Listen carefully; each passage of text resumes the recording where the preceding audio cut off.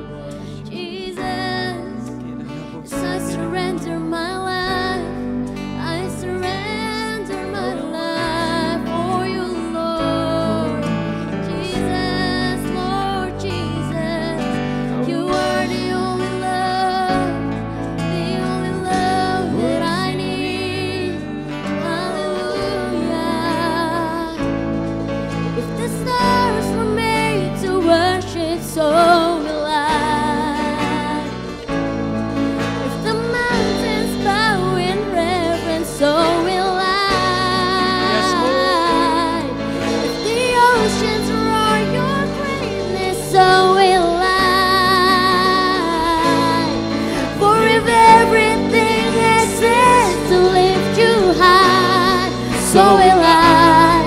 If the wind goes where you send it, so will I.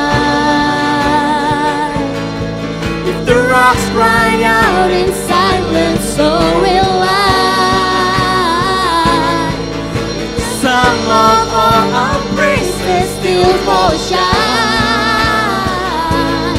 then we'll sing again 100 billion times.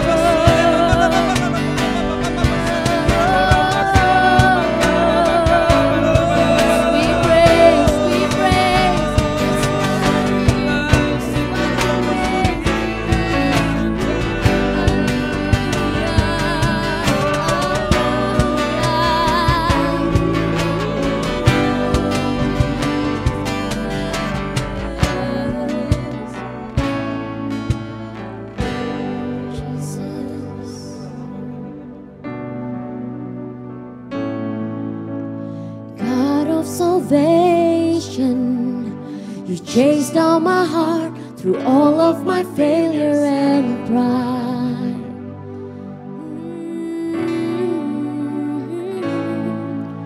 Until you created the light of the world, abandoned in darkness to die.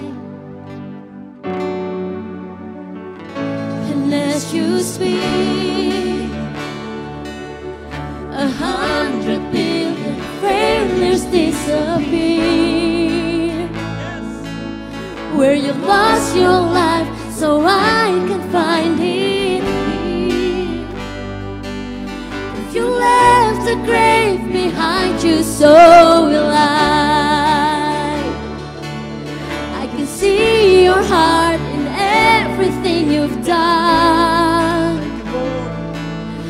Every part designed in a work of art called love. If you gladly chose surrender, so will I. I can see your heart a billion different ways. Every precious one, a child you died to save. If you gave your life to love them, so will I. Like you wrote again 100 billion times, but one measure could amount to your desire. You're the one who never leaves the one behind. You're the one who never leaves the one behind. You're the one who never leaves the one behind.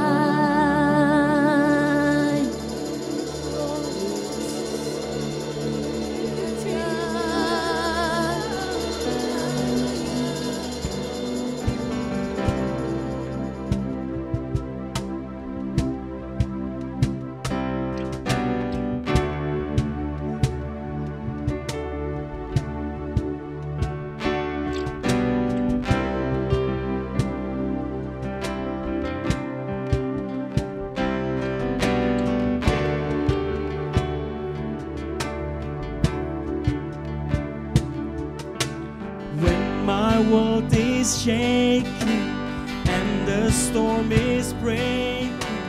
I lift my hands to you. I lift my hands to you. I will not grow weary, for your hope is in me. I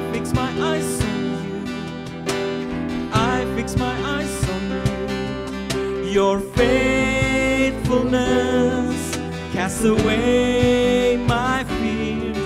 For God, you are my strong foundation.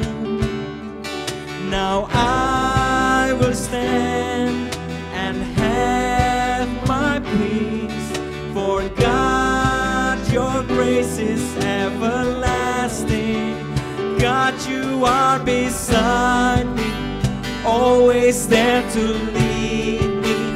I will not be shaken. I put my trust in you. Jesus, you're amazing, glorious, everlasting. I will sing forever. Lord, there is none like you. Lord, there is none like you.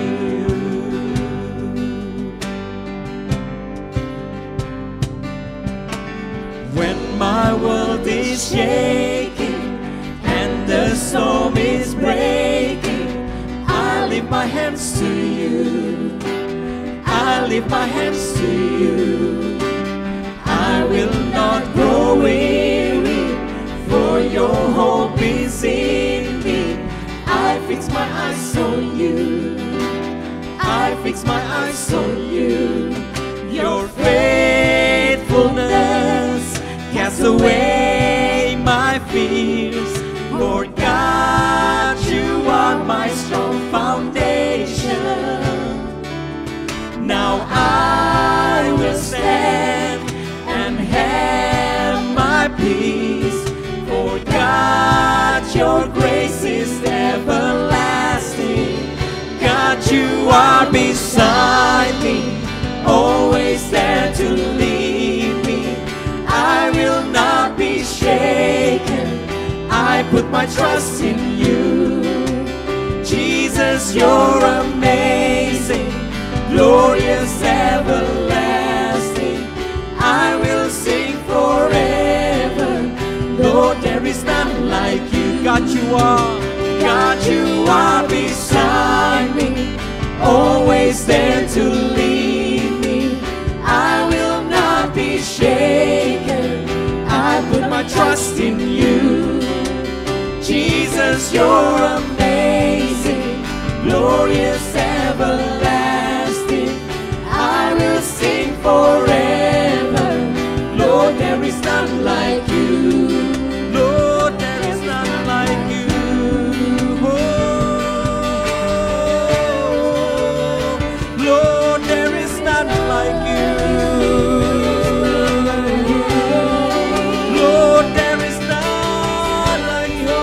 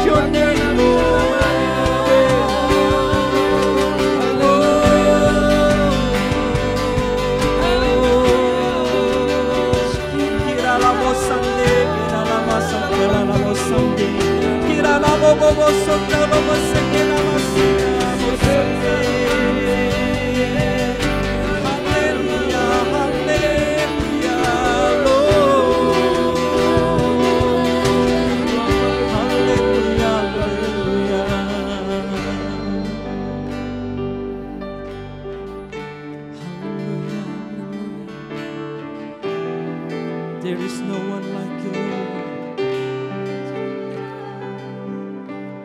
I sing forever. I sing forever. Hallelujah. Hallelujah. I sing forever. I sing forever. Hallelujah. Hallelujah.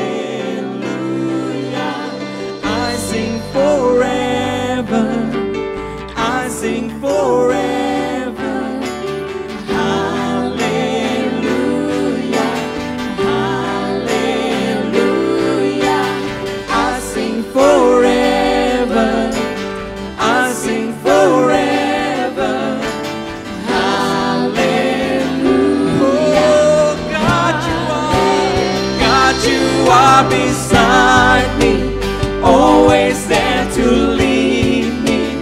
I will not be shaken. I put my trust in you. Jesus, you're amazing, glorious, everlasting.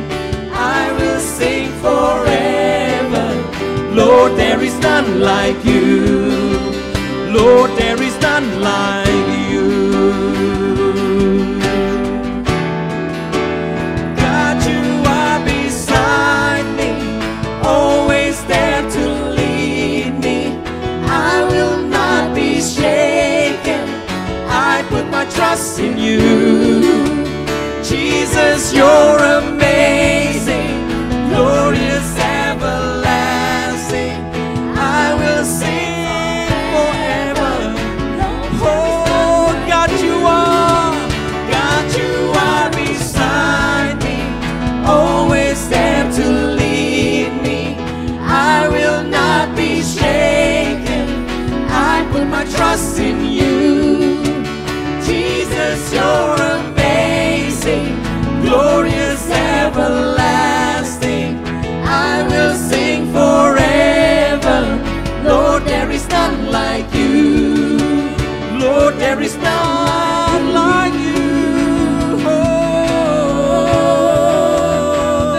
Lord, there is none like you, Jesus. Jesus, there is none like you, Lord. You are my strong foundation, Lord. I will not be shaken, and I put my trust in you, Lord.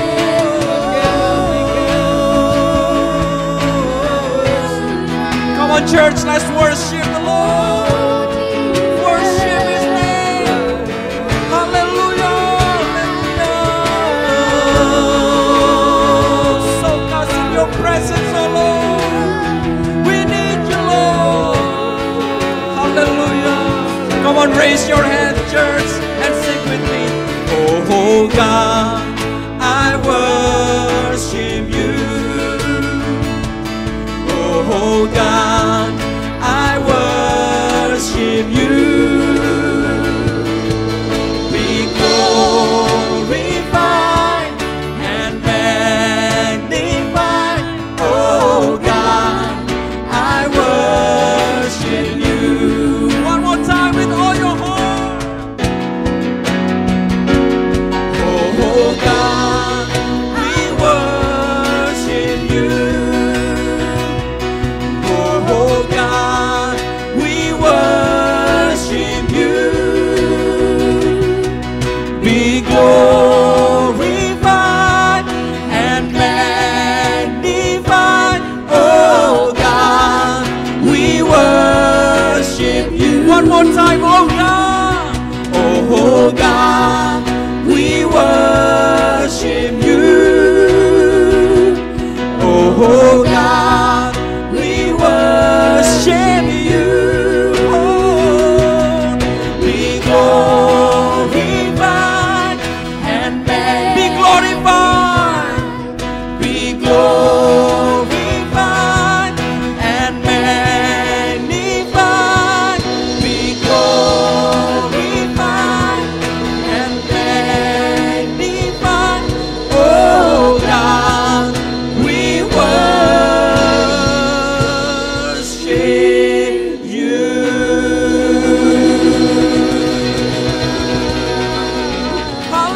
Hallelujah. Give praise to the Lord.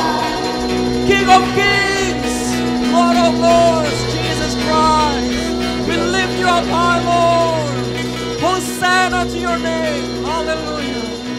In Jesus' mighty name. Amen.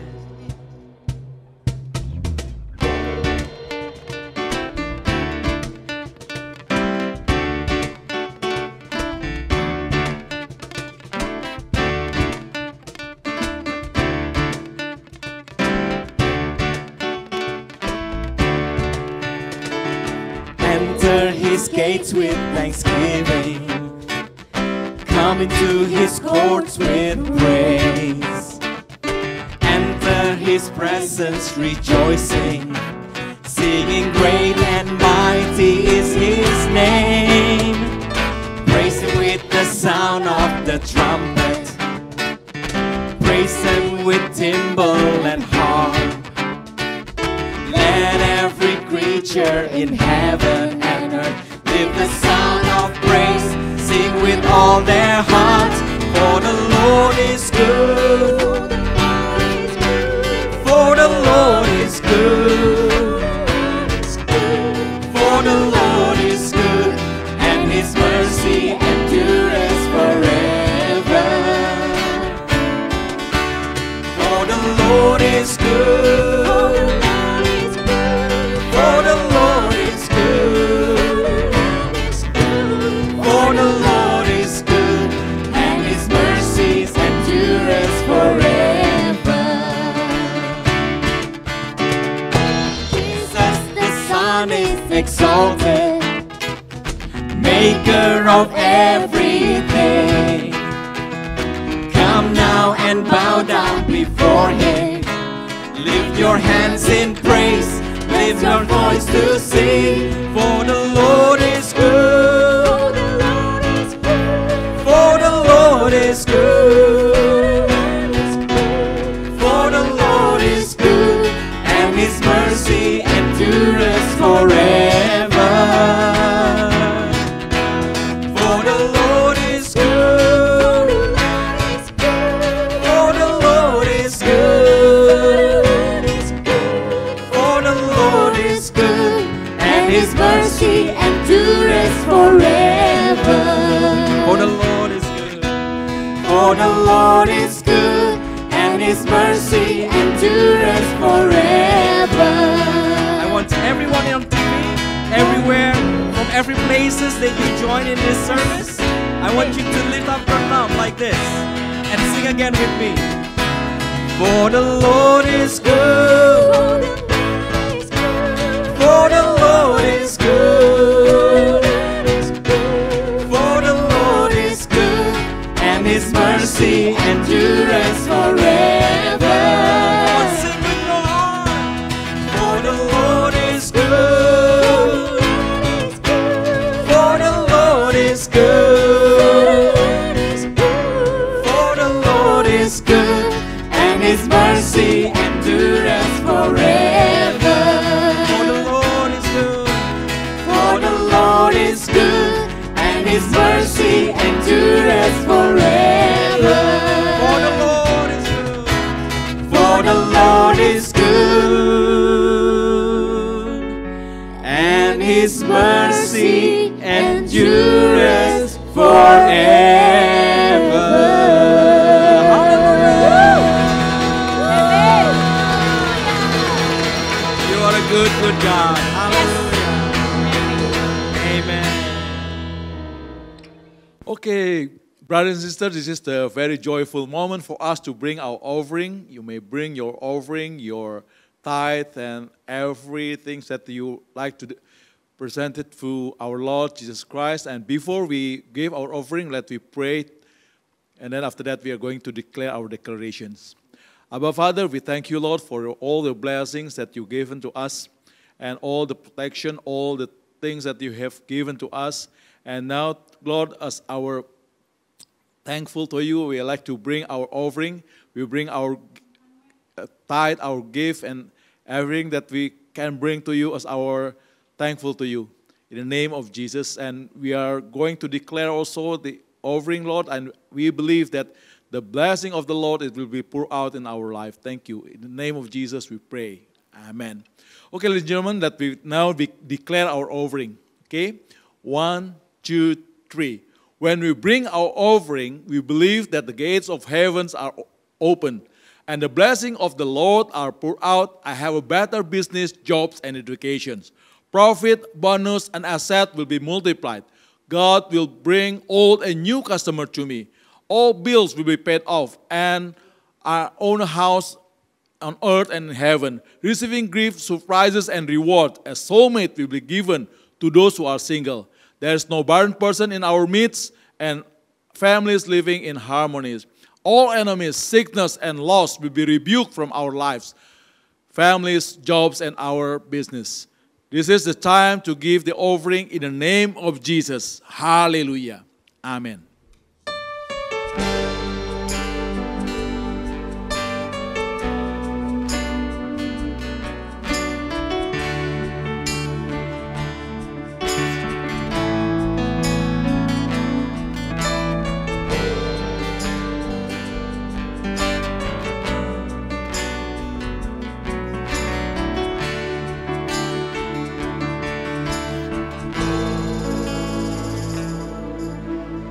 Hide me now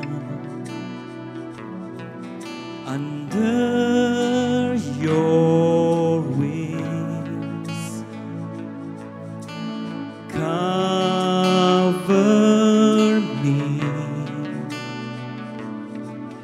within your mighty hands.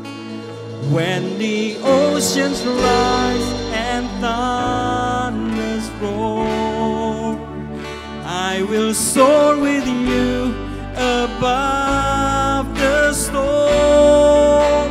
Father, you are king over the flood.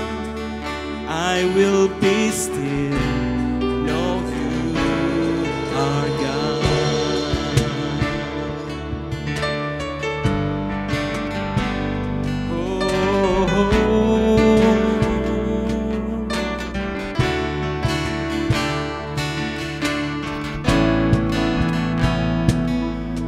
Find rest, my soul, in Christ alone. Know His power in quietness and trust. When the oceans rise and thunders roll, I will soar with you above the storm. Father, you are king over the flood. I will be still, know you are God. When the oceans rise and thunders roll, I will soar with you above the storm. Father, you are king over the flood. I will be still, know you are God.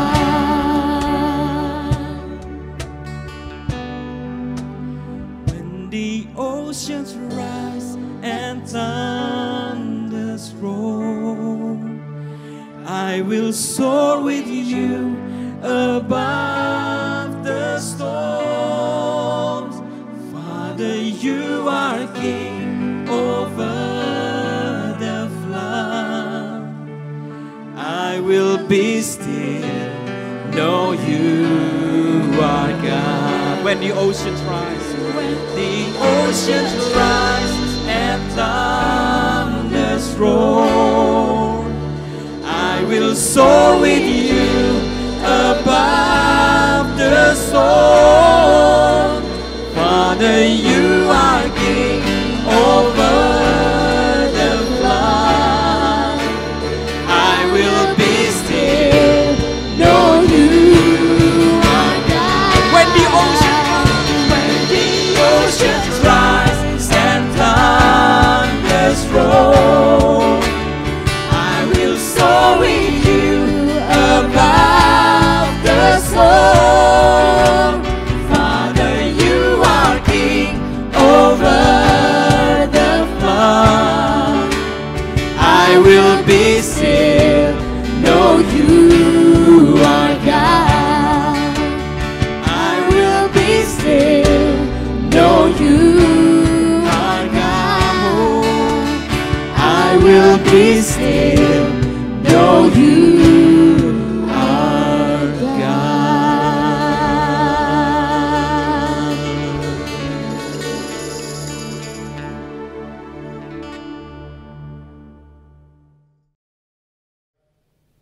Hari ini saya ingin menyampaikan bagian yang ke-9 daripada serial Crisis.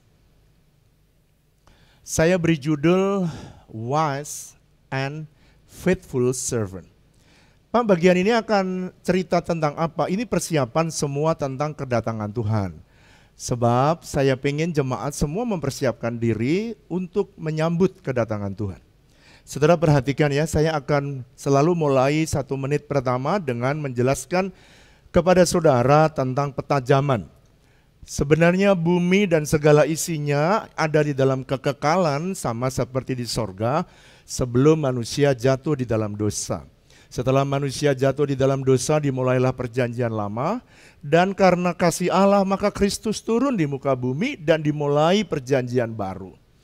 Nah saudara, sekarang ada di akhir daripada zaman perjanjian baru, dan saudara akan diangkat oleh Tuhan di awan-awan yang permai. Sebagai doa pasti gembalamu rindu semua saudara yang mendengarkan kebenaran ini, semuanya ikut rapture.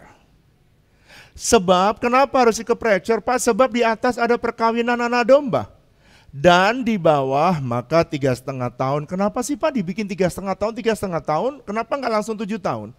3,5 tahun pertama Antikris, dia akan mulai 3,5 tahun pertama dia akan mulai membangun bait Allah, tapi 3,5 tahun kedua dia akan berdiri di bait Allah dan bertahta dan menyatakan diri bahwa dialah Antikris.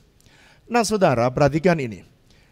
Saya tidak mau saudara berdebat dengan banyak orang, ada yang percaya seperti apa yang saya sampaikan, that is a biblical teaching.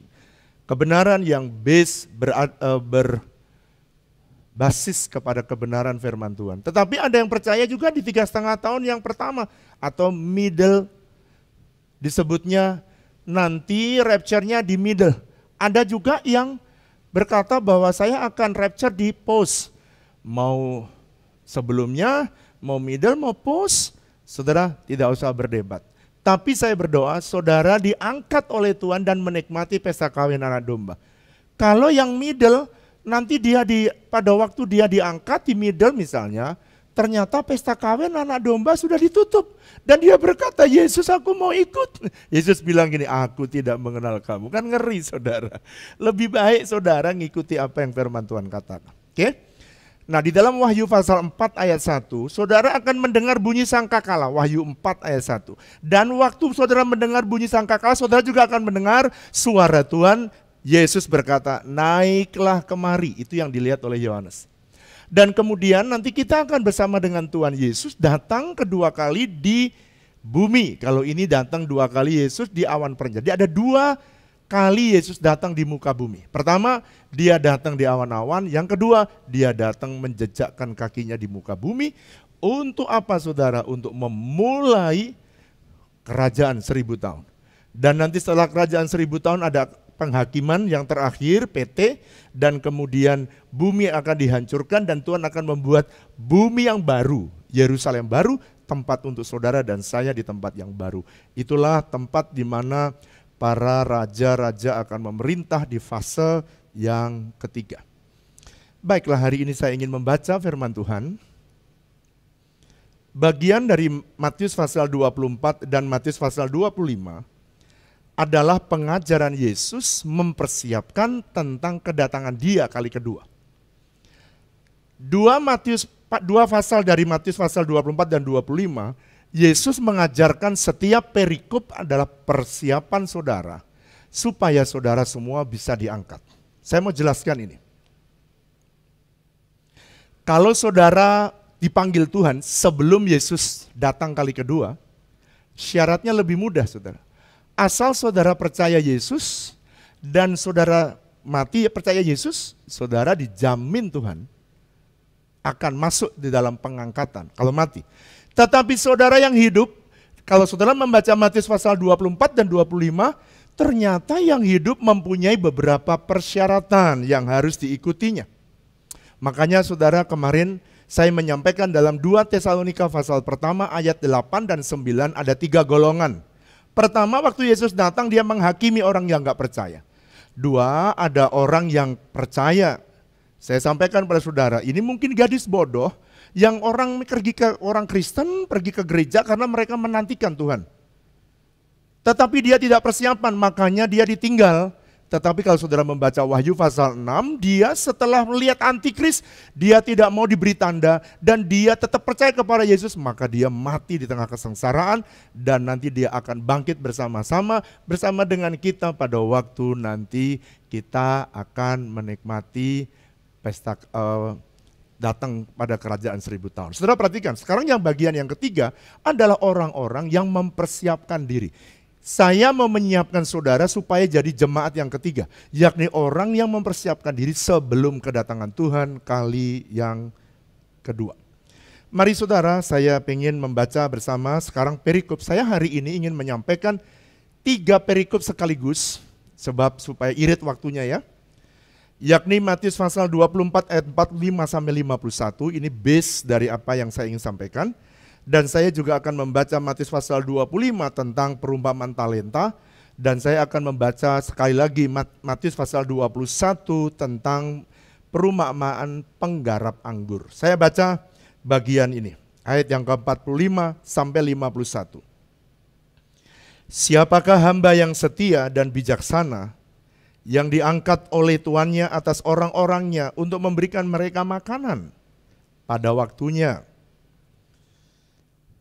Garis bawah ya, pada waktunya, karena Tuhan itu tahu timing yang terbaik.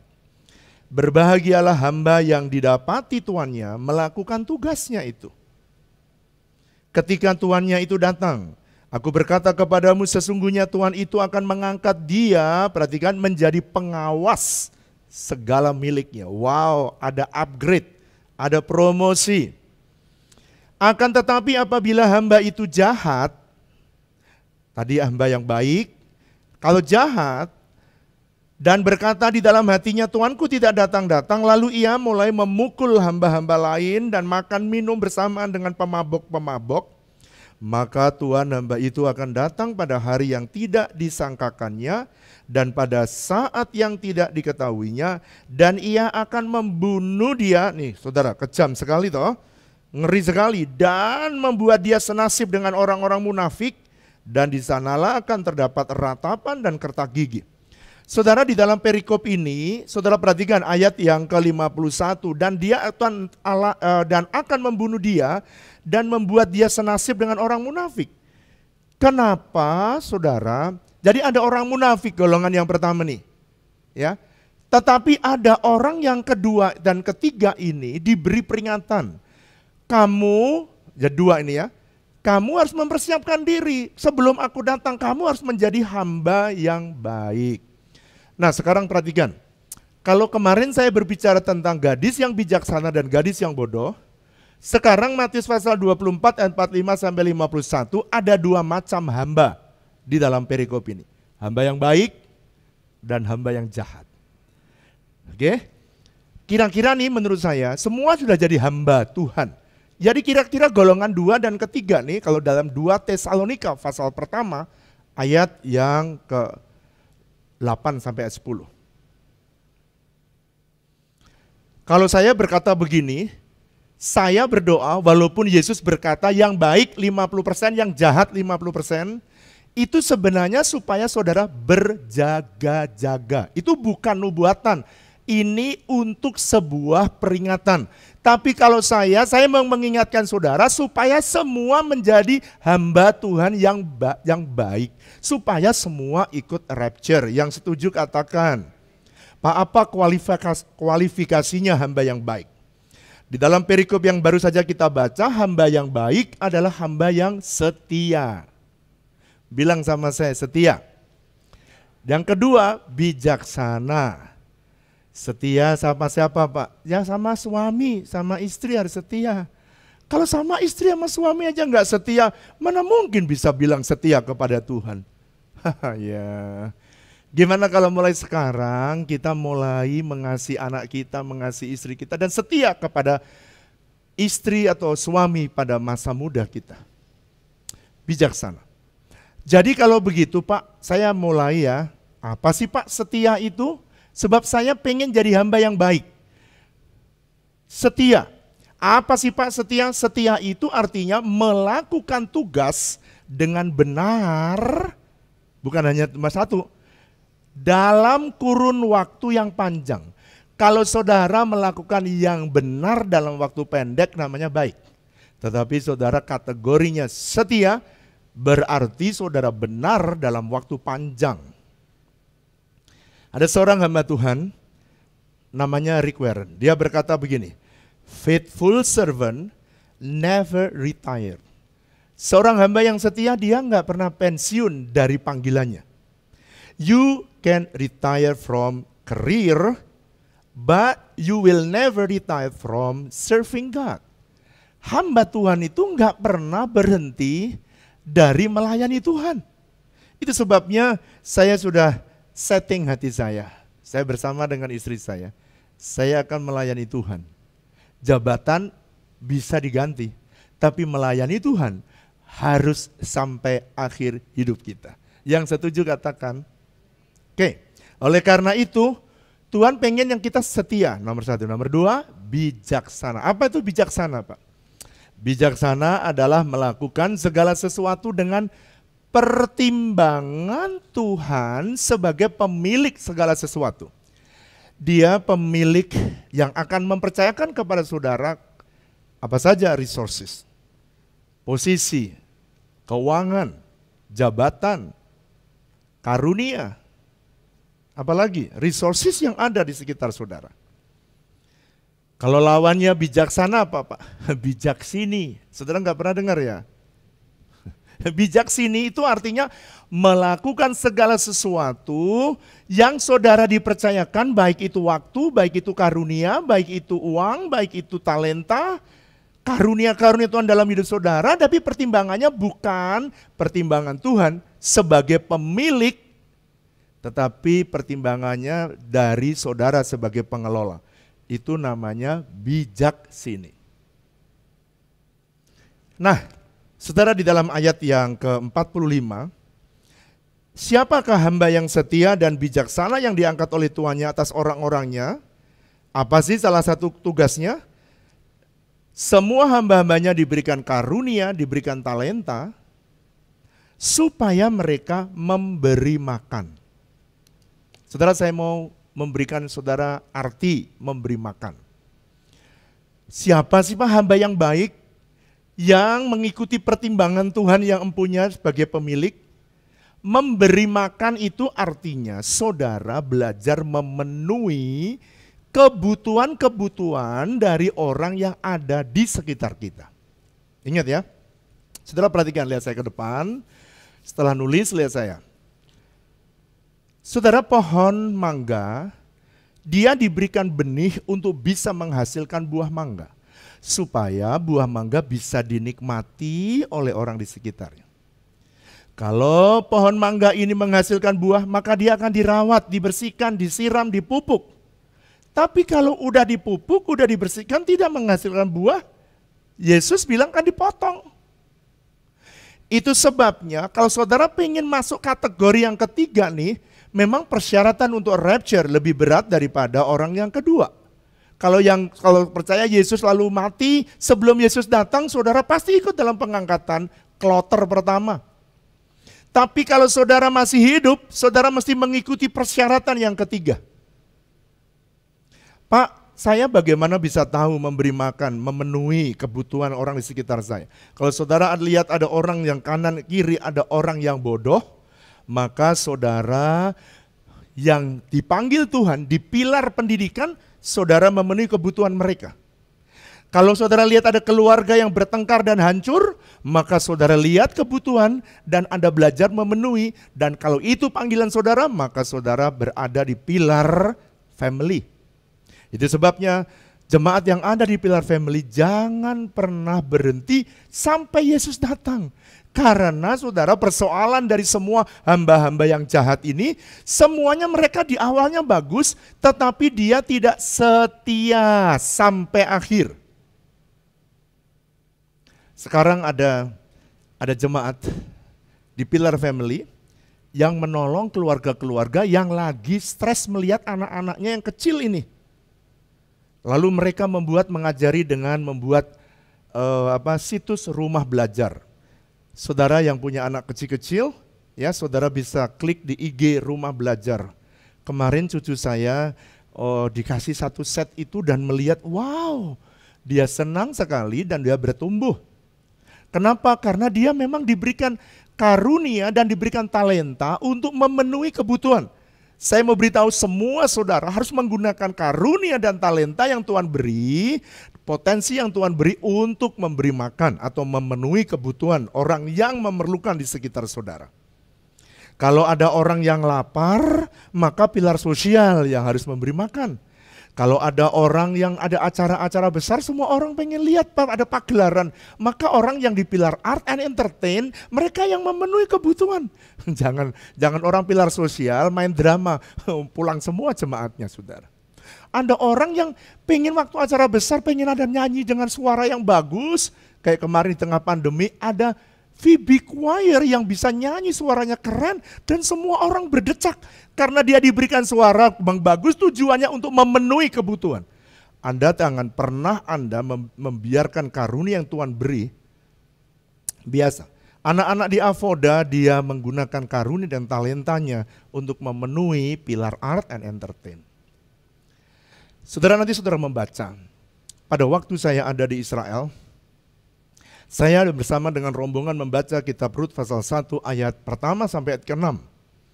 Di situ tertulis Bethlehem, ada keluarga namanya Elimelech dan Naomi. Keluarga ini Bethlehem itu berarti berasal dari kata Bet dan Lehem. Rumah roti, house of bread. Tapi di tengah-tengah house of bread harusnya orang kenyang. Tapi ada keluarga ini, Naomi dan Elimelech ini pergi meninggalkan karena ada kelaparan dan dia keluar meninggalkan Bethlehem, meninggalkan rumah roti dan dia pergi ke Moab. Dan pada waktu itu saya jelas Tuhan berkata, nak bangunlah ministry House of Bread. Untuk apa? Untuk memberi makan. Selama ini kamu memberikan makan orang miskin dengan cara kamu memberikan sembako. Bagus awalnya. Tapi ke depan kamu mesti create sebuah ministry sehingga banyak orang bisa bekerja. Bukan memberikan sembako atau memberikan ikan, tapi mereka suka berikan kail supaya mereka tidak malas, mereka bekerja. Wow. Saat itu tentunya saya mulai memikirkannya dan mulai dari kecil dan Tuhan memberikan tanah 12 hektar. Ketika Tuhan memberikan tanah 12 hektar, saya berpikir sebagian untuk membangun rumah Tuhan, sebagian untuk melakukan visi Tuhan. Lalu kita bangun House of Bread. Saudara, saya ingin supaya saudara melihat video yang satu ini dan saya berdoa supaya saudara bisa diberkati. Di penghujung tahun 2014, GBIWTC menerima pesan dari Tuhan agar gerejanya menjadi rumah roti bagi kota, di mana melalui gerejanya kesehatan dan kesejahteraan kehidupan masyarakat di sekitar dapat ditingkatkan dengan baik.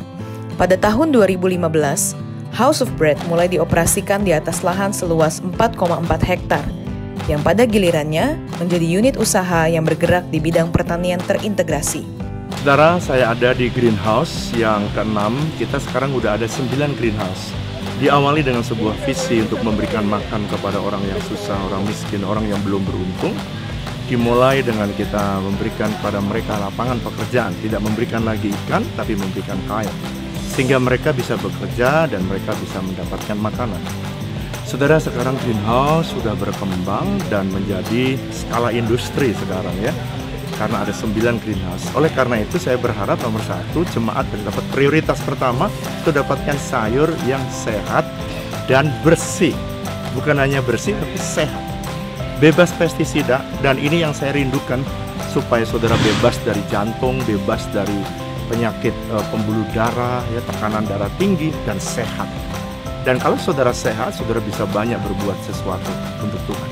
Nah, saya berdoa supaya lewat ministry House of Bread ini, saya memberikan apresiasi buat semua jemaat dan semua saudara yang sudah ikut ambil bagian di dalam ministry ini, dan setiap orang yang telah mendonasi, baik itu greenhouse yang sangat besar dan greenhouse, dan ada juga yang mendonasi sel deck.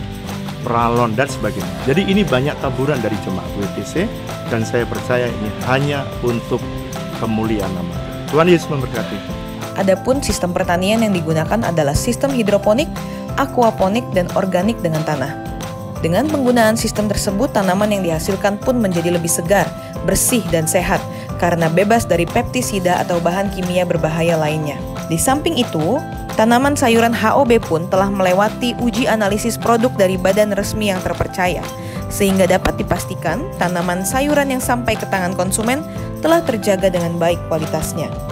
HOB menggantungkan harapan yang besar.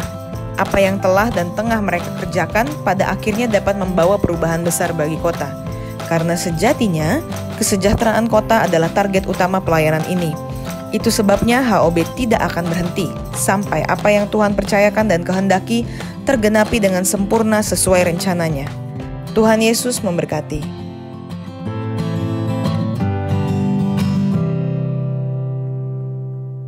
Nah, saudara coba lihat, perhatikan. Dari video tadi, ada orang-orang, ketika saya sampaikan visi, ada orang-orang di City Builder, dia berkata gini, Pak, biar saya yang bangun house of bread, ada GH atau greenhouse raksasa. Jadi greenhouse raksasa itu hasil taburan dari City Builder. Ada yang datang kepada saya ketika saya lagi pusing dan bingung, lalu Tuhan berkata, gagal karena kamu harus mencari cell deck. Ternyata di jemaat WTC ada supplier cell deck. Dan dia datang kepada saya, Pak, biarkanlah saya yang membangun. Terus, tolong dong kasih penawarannya. Enggak usah, Pak. Setelah dipasang, saya minta tagihannya. Enggak usah, Pak. Saya punya benih, saya harus tabur di tempat yang subur. Blower-blower ditabur semua. Sehingga greenhouse yang saudara lihat itu semua taburan jemaat. Ada seorang ibu datang kepada saya berkata gini, Pak, Bapak kalau mau bikin kolam ikan untuk memberikan makanan protein yang baik, jangan beli pralon dari tempat lain. Kalau pengen bikin hidroponik, jangan beli pralon ke tempat lain. Jangan beli tempat lain, biar saya yang menabur pralon. Wow, dia punya karunia dan talenta, position yang Tuhan berikan dalam hidupnya, dia pakai untuk menolong supaya ministry ini bisa memberi makan orang miskin. Saudara, sebentar lagi bulan Agustus ya, kita sudah bisa memberi makan ribuan orang. Dan saya percaya nanti kalau dilipat gandakan, sebentar lagi kita bisa memberi makan lebih banyak lagi. Matius pasal 24 ayat 47 dikatakan begini. Bila kita melakukan tugasnya ketika Tuhan datang. Saya minta supaya saudara perhatikan. Bila kita melakukan tugas kita ketika Tuannya datang, maka kita akan diangkat menjadi pengawas segala miliknya. Saudara jangan heran, saudara gereja ini adalah gereja yang selalu kalau diperintah Tuhan, kita mentaatinya. Sekalipun tidak siap, kita kadang-kadang nggak ngerti. Tapi kita harus siap sedia, anytime.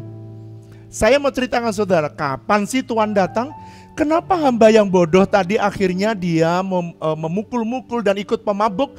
Karena dia berpikir Tuhan datang tuh lama sekali. Yaitu nunggu Yesus datang. Perhatikan ya, Tuhan datang ini ada dua. Pertama adalah nanti waktu Yesus datang kali kedua. Betul. Tetapi ternyata Yesus datang, perhatikan ya, dia juga mengirim hamba-hambanya. Nanti saudara perhatikan, yang perlu diberi makan, yang perlu dipenuhi kebutuhannya. Dan kita berpikir mereka ini bukan utusan Tuhan. Dan kita banyak orang membiarkan mereka datang kepada kita. Itu sebabnya di dalam perumpamaan yang kemarin saya ceritakan, ada Matius pasal 25. Ada orang lapar, ada orang haus, orang bodoh, dan semua itu datang. Supaya apa saudara? Supaya saudara dan saya memenuhinya. Jadi datangnya Tuhan itu ternyata nggak usah nunggu sampai Yesus datang. Ternyata banyak hamba-hambanya dikirim kepada kita. Dan kalau kita melakukan tugasnya, kita akan diangkat pengawas. Jadi saudara ngerti kenapa gereja ini terus dipercayakan. Dari 1 hektar, 12 hektar, Sebentar lagi ini 100 hektar bisa kita kelola bersama. Ini kalau udah kita pagerin dan semua, nanti sebentar lagi ribuan hektar akan dipercayakan kepada kita. Kenapa ini ayatnya? Pengawas segala miliknya.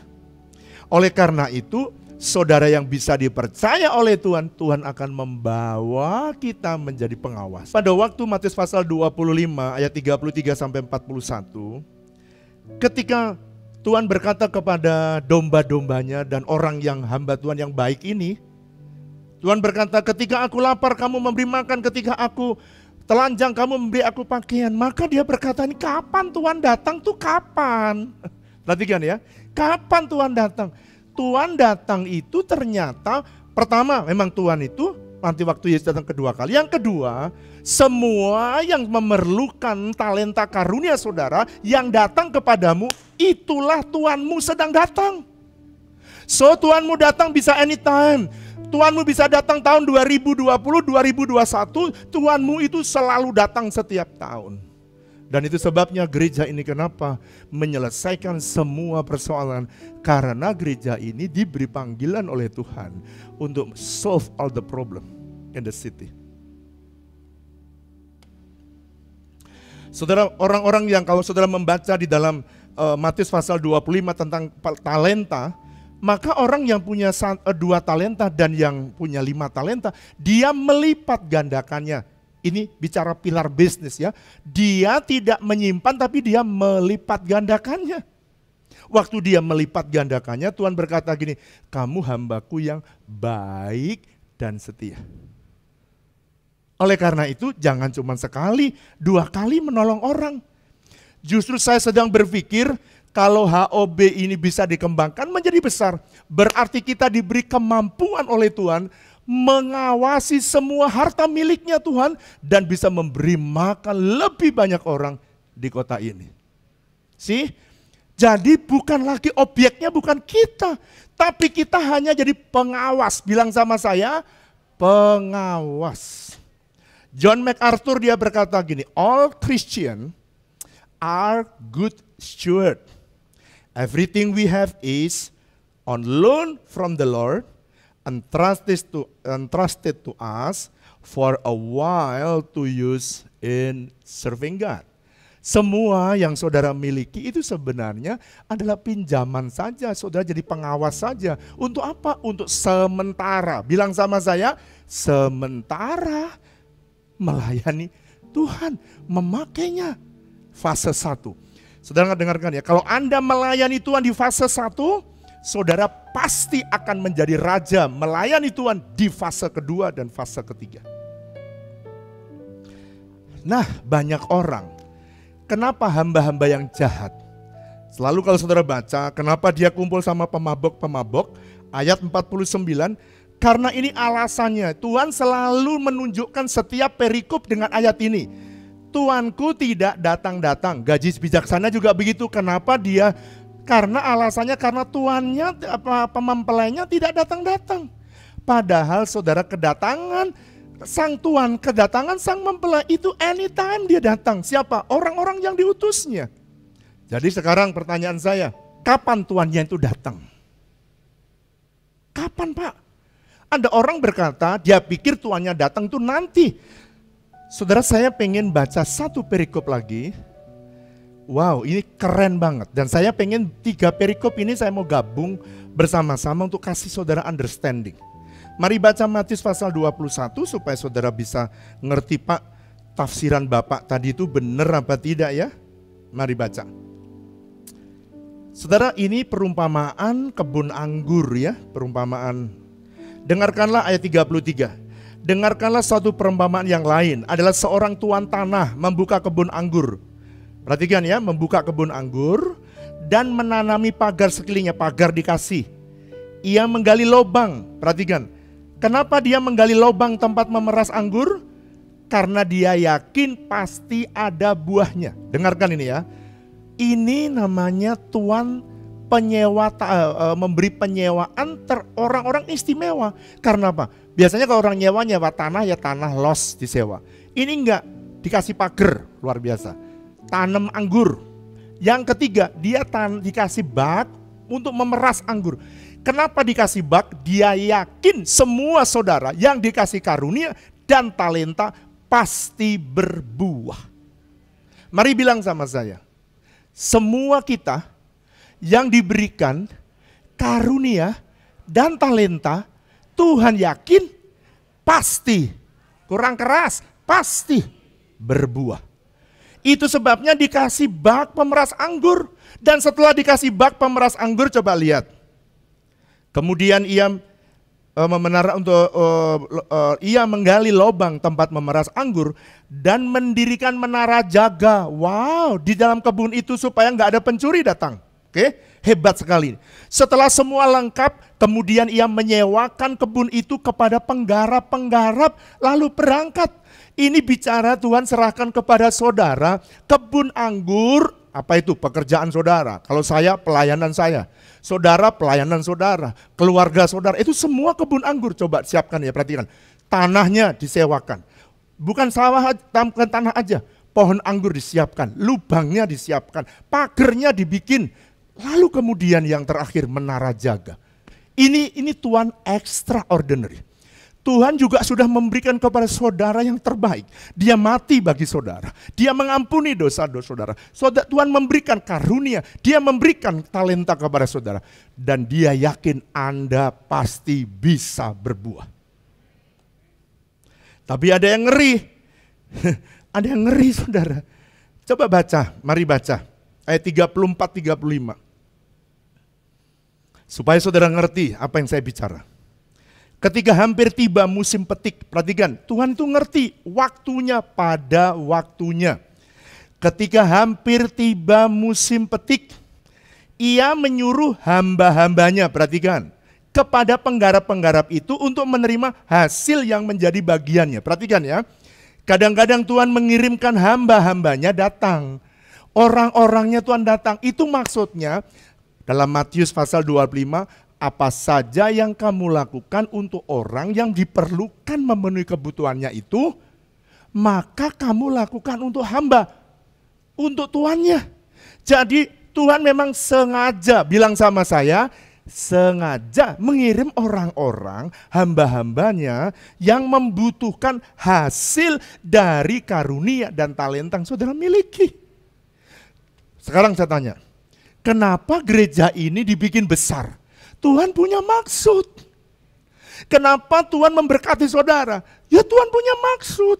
Waktu gereja kecil kita bisa memberi makan 10 orang. Waktu gereja kita sehari ini bisa beri makan 2.000 orang. Tapi nanti waktu gereja kita lebih besar lagi, mungkin 10.000 orang HOB bisa memberi makan. Jadi kenapa saudara hari ini diangkat oleh Tuhan? Karena Tuhan itu ngerti musim. Tuhan tidak mungkin gini, dia berikan talenta, Anda baru 5 tahun diminta. Musimnya langsung berbuah. No. Perhatikan ya ayat ini.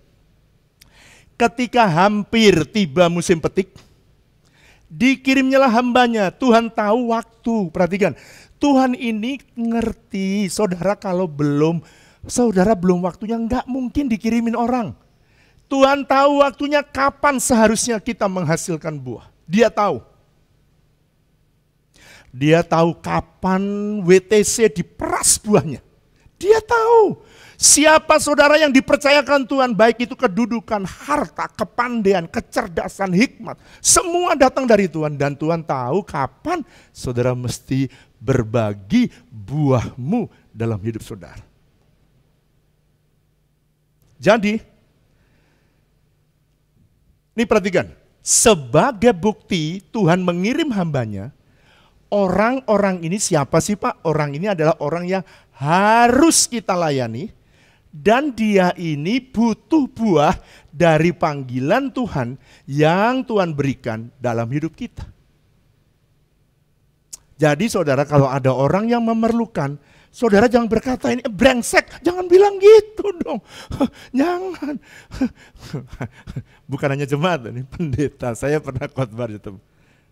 Ada pendeta yang stres melihat jemaatnya. Ada. Kalau saya, enggak, saya senang. Saya senang. Lihat jemaat WTC itu baik-baik semua. Baik, saya bersyukurlah. Matius pasal 21 ayat 35, hamba itu, perhatikan, dia belum ngerti nih, malah dipukul. Artinya apa? Kita menterlantarkan mereka. Artinya kita sedang tidak bertanggung jawab dan tidak setia dengan panggilan kita. Coba mulai hari ini saudara berpikir. Kadang-kadang Tuhan taruh di hati saya. Kemarin ada seorang ibu WA kepada saya. Pak, saya kok digerakkan Tuhan untuk membeli sapi ditaruh di HOB. Saya bilang gini, sapinya benar apa penglihatan? Benar Pak. Bu, coba doa lagi. Pak, saya boleh enggak? Saya mau taruh sapi di sana. Terus saya kalau ibu disuruh Tuhan, kerjakan. Jadi jangan heran nanti ada sapi ya, ada seorang ibu. Ada sapi, kenapa? Dia pengen bertanggung jawab dan setia dengan apa yang diberikan oleh Tuhan dalam hidup dia. Itu sebabnya saya lagi panggil kontraktor untuk khusus saudara membuat kandang sapi. Saudara jangan heran, kandang sapi kita dari baja. Saya sudah memperlengkapi, ada sapi-sapi yang besar-besar di sana. Walaupun saudara jangan heran ya, nanti kita punya sapi ribuan. Jangan, saudara mungkin, wah Pak Gembala ini. Gembalamu kalau ngomong itu memang mudah ngomongnya. Tapi sorga membackup. Nanti jangan heran kalau ada yang kekurangan protein, sembelih sapi. Oh, saudara ada yang mencibir kayaknya ya, walaupun saya nggak lihat ya. Sebentar lagi potong sapi tiap hari. Nanti panen ikan, saya lagi bikin kolam ikan, 100 kolam. Supaya apa? Supaya HOB panen ikan nila. Saudara, kalau belum bisa potong sapi, potong ikan dulu. Haleluya. Nah, ayat berikutnya, Matius pasal 21 ayat 36. Hamba yang datang dipukulin. Ayat 36. Ayat 35. Tetapi penggarap-penggarap itu menangkap hamba itu dan memukuli. Sekarang ayat 36. Ketika Tuhan itu menyuruh pula hamba yang lain, dikirim lagi yang lain. Lebih banyak daripada yang semula, tetapi mereka diperlakukan seperti kawan mereka. Saudara tahu nggak Tuhan kirim kalau saudara nggak ngeh, saudara nggak sadar, Tuhan kirim orang tujuannya supaya saudara tolong, tetapi saudara nggak sadar, justru Tuhan kirim lagi hamba yang lain yang lebih banyak. Tujuannya Tuhan ingin memberi kesempatan kepada Anda yang kedua. Tuhan tuh baik ya, Anda gagal, ya Anda nggak perbuat apa-apa, Tuhan tuh baik. Kalau gagal, Yeremia pasal 29 ayat 11. Tuhan memiliki rancangan-rancangan damai sejahtera dan bukan rancangan kecelakaan. Rancangan pertama gagal, dia punya rancangan kedua. Kalau Tuhan rancangan kedua gagal, Tuhan punya rancangan ketiga. Tapi saudara jangan sengaja menggagalkan diri dong. Perhatikan, kenapa sih Pak? Yang pertama sudah enggak saya layani, kenapa dikirim lagi? Karena ini alasannya. Setiap talenta dan karunia yang ada dalam panggilan yang kita terima dari Tuhan itu, semuanya diperlukan karena ada orang-orang yang membutuhkan dari karunia itu. Sekarang, saya beri contoh, enggak usah saudara saya. Saudara saya punya karunia, kata orang nih ya, bukan saya. Bapak itu kalau ngajar, saya ngerti Pak. Saya kalau Bapak khotbah, saya ngerti. Sekarang seandainya saya khotbah, saya ngajar, tapi tidak ada orang yang mendengarkannya. Apa gunanya talenta saya? Apa gunanya karunia saya? Justru kalau ada orang yang mendengarkan kebenaran yang saya sampaikan, karunia dan talenta saya berguna karena ada orang-orang yang membutuhkan. Kalau saudara diberikan karunia hikmat, kemarin ada yang berkata kepada saya, Pak, biar saya yang mendesain ini. Wah, ada orang yang berkata kepada saya, Pak, biar Bapak jangan bikin MK untuk pembangunan rumah Tuhan. Biarkan kami aja Pak. Dia berpikir, dia seleksi semua vendor-vendor. dia seleksi semua. Kenapa dia berikan semua dan tidak ada yang dibayar? Why? Karena karunia dan talenta itu ada yang membutuhkannya. Ketimbang, kata dia, ketimbang Bapak bayar itu mahal, lebih baik duitnya bisa untuk nolong orang miskin sih. Jadi semua karunia yang ada dalam hidup saudara, semua berguna. Saya lihat kemarin pilar bisnis, luar biasa. Saudara, dia kumpulkan uang, lalu kemudian di tengah-tengah pandemi, dia pergi ke semua tempat dan dia tidak suruh orang lain kasih duit. Dia beli sendiri, dia kirim sendiri satu persatu ke setiap tempat. Kenapa dia diberkati? Karena untuk itulah ada orang-orang yang membutuhkan.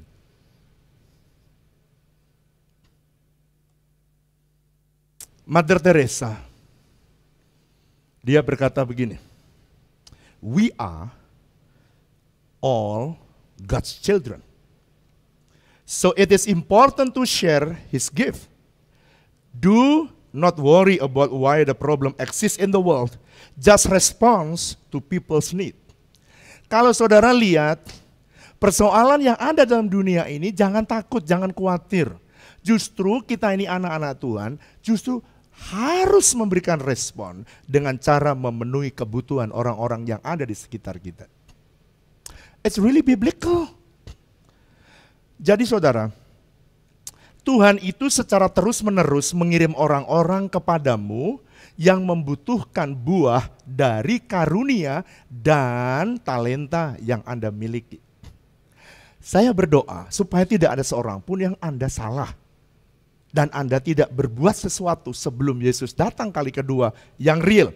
Padahal sebenarnya Yesus datang setiap hari dalam hidup kita. Saudara bisa lihat video yang satu ini. Pak Yohanes dulunya preman. Dengerin ya, dulunya preman. Lalu kemudian setelah dia bertobat, dia pengen menolong orang-orang yang di jalanan, yang tidak punya ayah, kadang-kadang tidak punya ibu, kadang tidak punya ayah dan ibu.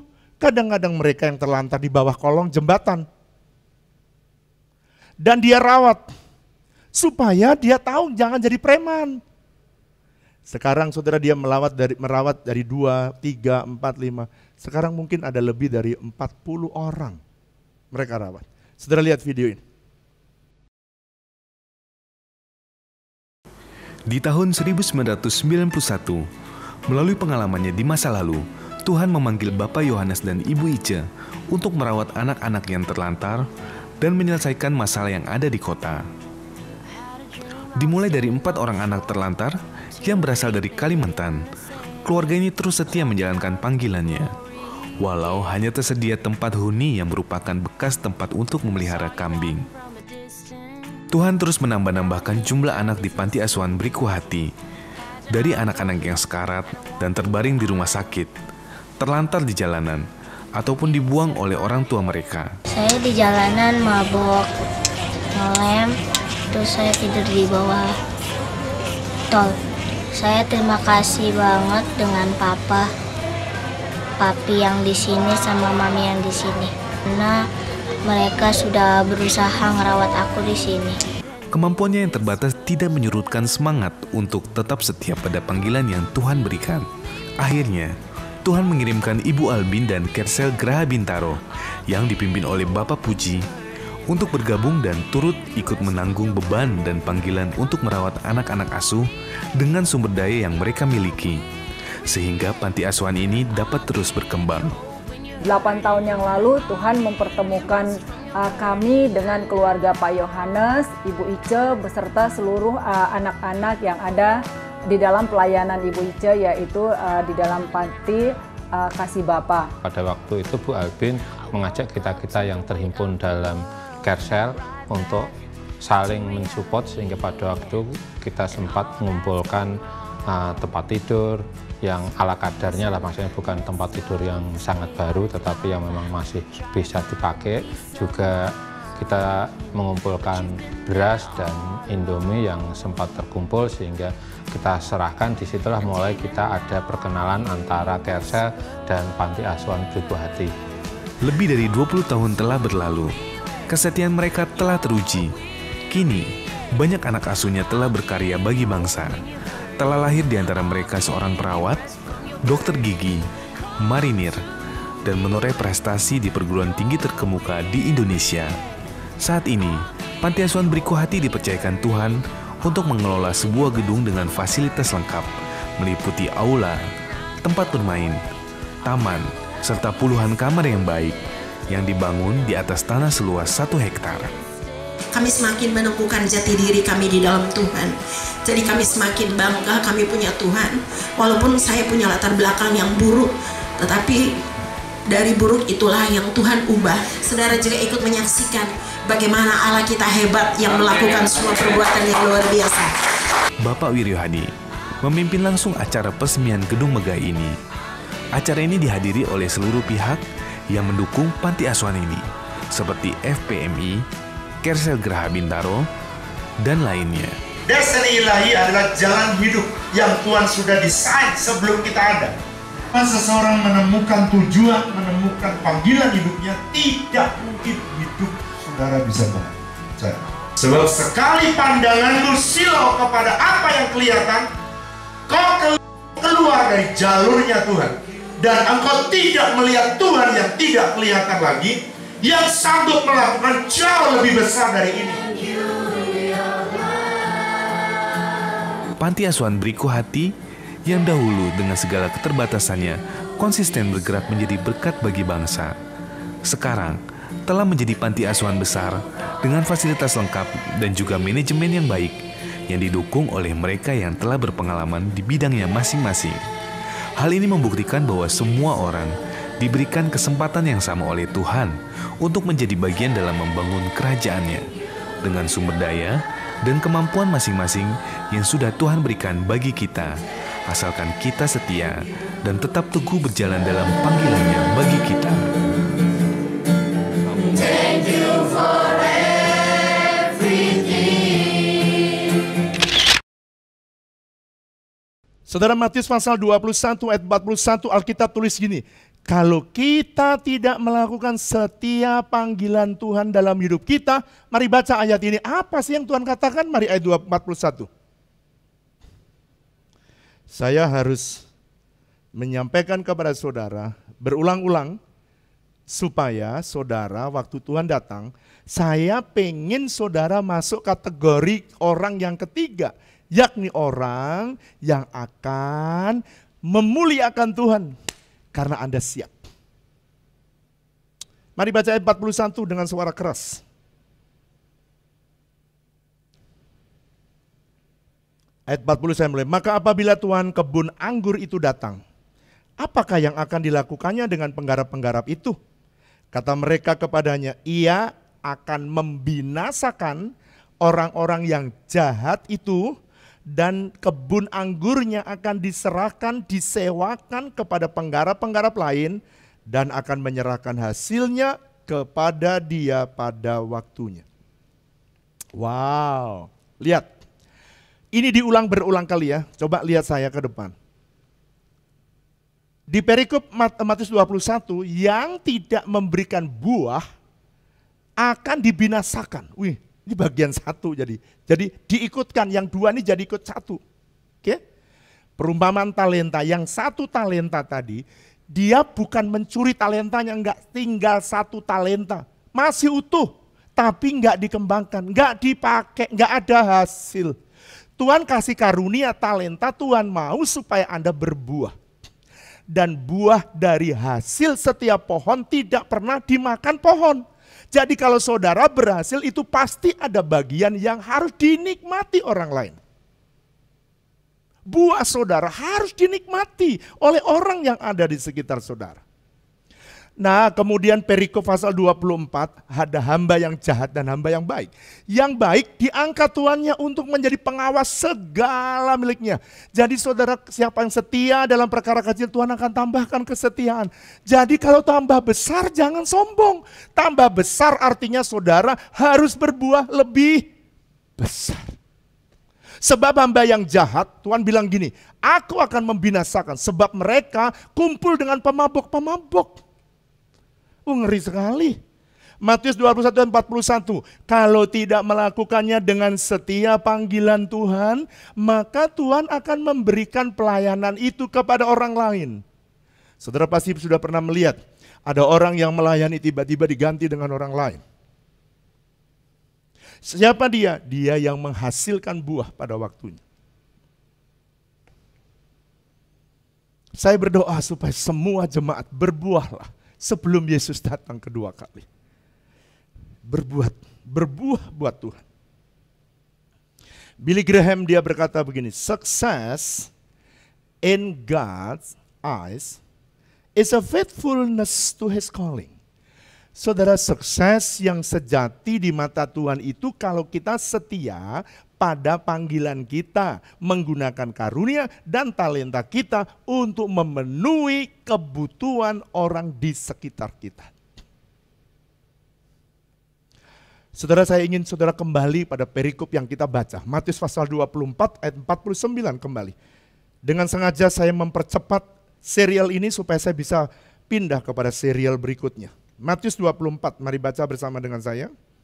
Saya akan mengakhiri bagian yang terakhir. Matius 24 ayat 49. Ini semua perikop selalu disertai kata-kata ini dari pengajaran Yesus. Selalu. Perhatikan, Tuanku tidak datang-datang.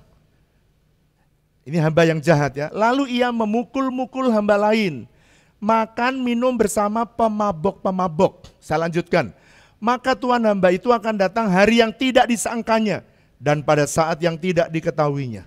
Dan perhatikan, selalu ngeri akan membunuh dia dan membuat dia senasib dengan orang-orang munafik. Di sanalah akan terdapat ratakan dan kertak gigi. Ini perhatikan, selalu hamba yang jahat selalu ngomong begini, selalu, semua perikop dia selalu gini. Alasannya karena tuannya tidak datang-datang. Apakah benar Tuhan tidak datang-datang? Kalau dia anggap Yesus datang nanti, memang belum datang. Tapi kalau saudara mendengar, lihat perikop-perikop yang Yesus ajarkan, sesungguhnya orang yang miskin, orang telanjang, orang susah, orang bodoh, orang-orang yang stres, orang-orang yang keluarganya rusak, yang hancur, semuanya itu datang. Apa saja yang kamu lakukan untuk orang yang paling hina ini, kamu melakukannya untuk aku. Perhatikan ya. Jadi Tuhan yang tidak datang, padahal Tuhan sebenarnya menyuruh hamba-hambanya datang. Untuk apa? Menguji saudara. Jadi kenapa Tuhan taruh orang, tujuannya apakah saudara menjadi hamba yang baik dan yang setia? Apakah saudara menjadi hamba yang setia dan bijaksana dalam perikop ini? Bijaksana itu artinya ngelola uang, ikuti maunya Tuhan. Saya setiap kali ada uang di dalam gereja ini, selalu nomor satu saya tanya Tuhan, what must I do? Apa yang Tuhan mau saya kerjakan? Apa yang mau Tuhan mau kita kerjakan? Saya tidak akan pernah melakukan yang tidak Tuhan suruh. Tapi sekalipun tidak ada uang, kalau Tuhan yang suruh saya akan kerjakan. Nanti di tengah jalan ada uang menyertai perintah Tuhan. Dan kita sudah berjalan selama ini dengan itu. Saya akan mengakhiri. Setelah siapkan perjamuan kudus, saya akan mengakhiri Matius pasal 24. Berkata begini ayat 50 sampai 51. Tuhannya akan datang pada waktunya, pada saat yang tidak disangka-sangka.